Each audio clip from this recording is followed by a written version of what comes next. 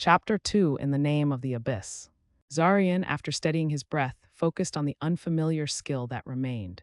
He had already seen his trusted abilities, the ones that had served him through wars and victories. But now this one stared back at him with a name that sent a chill down his spine. Passive Bound to the Labyrinth. The user is bound to the labyrinth in which they were born. They cannot rank up unless the labyrinth reaches the same rank. If the labyrinth is destroyed, the user perishes and vice versa. Labyrinth, that single word carried enormous weight. In the decades since the emergence, it had become synonymous with horror. At the beginning of the emergence, when monsters began appearing across the world, humanity was plunged into disarray. No one knew where the creatures had come from. They emerged without warning, attacking cities, destroying settlements, and leaving chaos in their wake. Killing them brought no reprieve, for more always followed. Then came the discovery of dungeons. These were not natural structures, but complex ecosystems, magical formations that served as the origin points for monster outbreaks. Humanity learned to enter these dungeons, battle their inhabitants, and destroy the dungeon heart or the boss monster residing deep within. Once the heart was shattered or the boss slain, the dungeon would collapse and the area would become safe once more. Over time, the process became a ritual of survival, but the labyrinth was something else entirely. When humanity first discovered the labyrinth, they quickly realized they were not dealing with a mere dungeon. Labyrinths were different, grander, deeper, more malicious. Unlike dungeons, the monsters inside labyrinths were intelligent. They could plan, they could communicate, they had purpose. The Undead Labyrinth was one such place. A massive, twisted structure pulsing with necrotic energy. Zarian had fought through its floors, battled its inhabitants, and ultimately sacrificed himself to defeat its ruler. Now, this skill confirmed what he had feared. The space he had awoken in was the labyrinth. Not just any labyrinth, but one he was irrevocably connected to. If it was destroyed, he would die, and he could not grow stronger unless the labyrinth itself advanced. Shit, he muttered under his breath. This was more than just a weakness. It was a tether, a chain, a liability that could be exploited by anyone who learned of it. And even worse, his progress, his strength, his rank was now tied to the advancement of this unknown place. He recalled how ranking up worked. When one reached specific levels, they transitioned into new ranks. These ranks were more than titles. They increased the effectiveness of all attributes and unlocked a new skill each time. The first rank, Aspirant, was the starting point for all. At level 20, a person could ascend to the Acolyte rank, gaining a significant power boost and a new card to play in the form of a skill. But this skill rendered that path obsolete. Even if Zarian reached level 20, nothing would happen unless the labyrinth ranked up as well. Wait, the labyrinth can rank up, he whispered, realization dawning. His thoughts drifted back to the Undead Labyrinth. There had been a statue, an ominous one that seemed central to its core. He had not focused much on it back then, but now the image came back with alarming clarity. The statue. The labyrinth heart must have been inside it, and here in this strange sealed room there was another statue. It had to be the same. Frustration simmered within him. A skill like bound to the labyrinth meant he was entirely dependent on this mysterious location. He had no knowledge of how to manipulate or control a labyrinth, no idea how to make it stronger, and yet he had no choice. He could not remove a skill from his soul's status. They were immutable, written into his very being. With a resigned sigh, he turned his attention to the final new skill, Active Master of the Undead. Good. Perfect, he spat. The description was nothing but a wall of question marks. He could glean nothing from it. Still, the name was telling. He was part of the undead faction now, and this skill must relate to that. But what did it do? Did it control undead, summon them, strengthen them? He had no idea. With no further clues, he dismissed the status window. There was only one thing left in the room to investigate, the statue. He walked toward it cautiously, eyes locked on the swaddled baby carved in stone. His emotions were mixed, revulsion, curiosity, hesitation. He reached out and touched it. Immediately, a familiar sensation flowed into him. A rush of information formed in his mind like a new interface overlaying his thoughts. Name. Faction Undead. Race Labyrinth. Rank Inactive. Requirements for Aspirant rank. 10 Aspirant energy cores. Labyrinth features. Abyss. Zarian narrowed his eyes. This was different. The labyrinth had its own status screen, its own data. It was not a static structure, it was a living entity of sorts, something capable of growth, but its current state was inactive. What did that mean, and what were energy cores? He read the text again and again, but nothing changed. There were no hidden messages, no secrets, no explanation, and the only feature listed was something ominously called Abyss.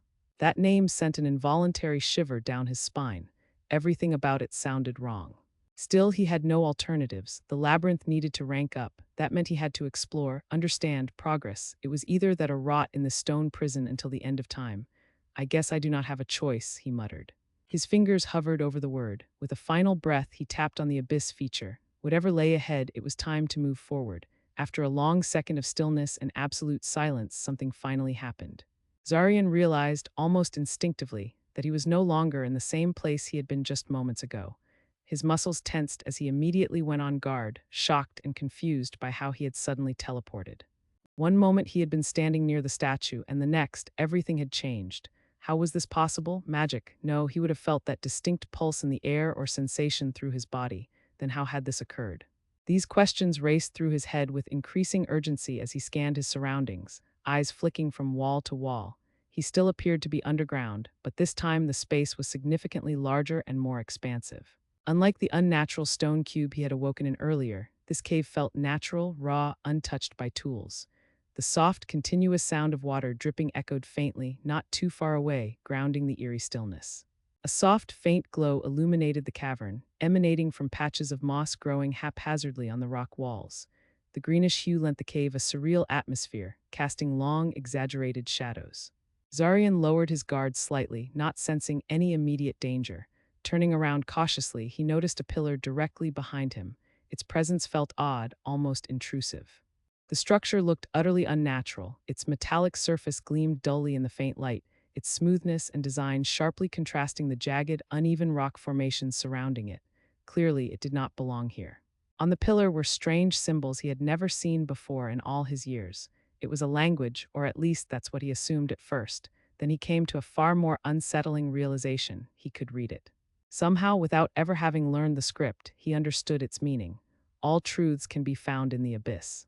All answers can be discovered in the abyss. All secrets can be revealed in the abyss. Three cryptic lines, carved in unfamiliar symbols, seemed to stare directly into his soul. Their message was unmistakably directed at him. The tone was clear, even if the intent remained shrouded in mystery. Who had written this, and more importantly, why could he understand it so easily? Whoever had left this behind was clearly guiding him, almost daring him to search for answers within this place. Promises of knowledge and clarity beckoned him forward, though he remained skeptical that anything here could truly provide what he was looking for. After reading and rereading the same strange lines multiple times, he let out a slow, deliberate exhale and turned away. But something caught his eye, more text etched near the bottom of the pillar, close to the ground just above his ankles. Bending down with caution, he saw that although it was written in the same strange text, its appearance was different. These words looked carved in as an afterthought. He who fights with monsters should be careful lest he thereby become a monster. Zarian frowned deeply at the quote. This message was personal, it was meant for him.